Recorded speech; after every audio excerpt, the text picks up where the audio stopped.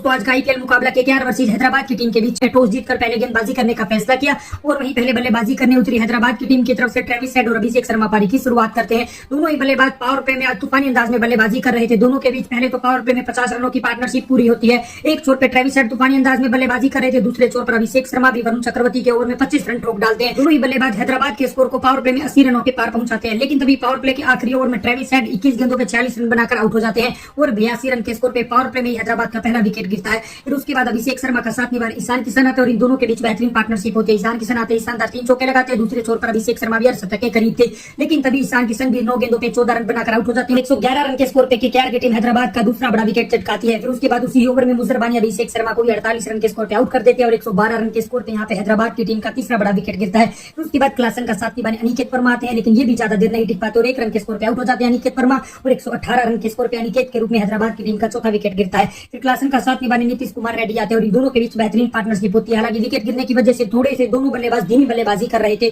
लेकिन दोनों बल्लेबाज जैसे ही 15 ओवर तक अच्छी बल्लेबाजी करके यहाँ पे आके जमा लेते हैं। फिर उसके बाद आखिरी के ओवरों में दोनों ही बल्लेबाज ताबड़तोड़ अंदाज में पारी की शुरुआत करते हैं। दोनों ही बल्लेबाजों के बीच बेहतरीन पार्टनरशिप होती है और दोनों बल्लेबाज हैदराबाद की टीम के स्कोर को 200 रनों तक पहुंचाते हैं, लेकिन तभी नीतीश कुमार रेड्डी 39 रन के स्कोर पे 19वें ओवर में आउट हो जाते हैं और 200 रन के स्कोर पे हैदराबाद की टीम का 5वां विकेट गिरता है। फिर अगली गेंद पर यहाँ पे सलील अरोड़ा भी बोल्ड हो जाते हैं, लेकिन अंत में क्लासन शानदार 2 चौके लगाकर अपना अर्धशतक पूरा करते हैं। अर्धशतक लगाने के बाद वो भी 52 रन के स्कोर पे आउट हो जाते हैं। हैदराबाद की टीम 20 ओवर में 226 रन 8 विकेट के नुकसान पर बनाती है। जवाब में 227 रनों के लक्ष्य का पीछा करने उतरी कोलकाता की तरफ से रहाणे और फिन एलन पारी की शुरुआत करते हैं। फिन एलन पहले ही ओवर में ताबड़तोड़ अंदाज में बल्लेबाजी करते हैं और 25 रन ठोक डालते हैं। पूरी तरीके से केकेआर की टीम पावर प्ले में तूफानी अंदाज में लग रही थी, लेकिन तभी दूसरे ओवर में हर्ष दुबे आते ही पहली गेंद पर चौका खाते हैं, दूसरी गेंद पर वो फिन एलन को कैच आउट कर देते हैं और 28 रन के स्कोर पे यहाँ पे फिन एलन आउट होते हैं और 30 रन के स्कोर पे केकेआर का पहला बड़ा विकेट गिरता है। फिर उसके बाद रहाणे का साथ निभाने रघुवंशी आते हैं और इन दोनों बल्लेबाजों के बीच में बेहतरीन पार्टनरशिप होती है। हालांकि एक छोर पे रहाणे धीमी बल्लेबाजी कर रहे थे, लेकिन दूसरे छोर पर रघुवंशी ताबड़तोड़ अंदाज में चौके छक्के लगा रहे थे।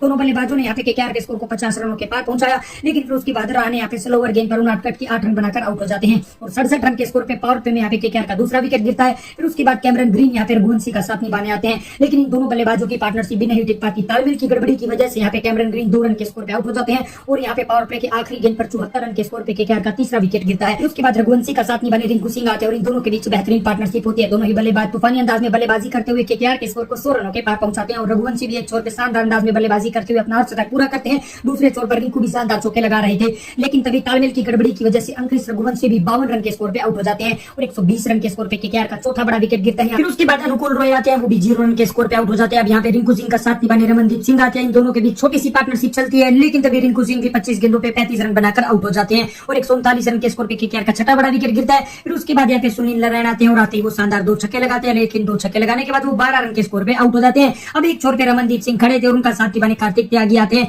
आखिरी 31 गेंदों पे केकेआर की टीम को जीत के लिए 68 रनों की जरूरत थी, लेकिन इस मुकाबले में केकेआर की टीम अंत में आकर हार जाती है और इसी के साथ हैदराबाद की टीम ने आईपीएल 2026 में अपनी पहली जीत हासिल कर ली है और वहीं केकेआर की टीम अपने दोनों मुकाबलों में हारी है।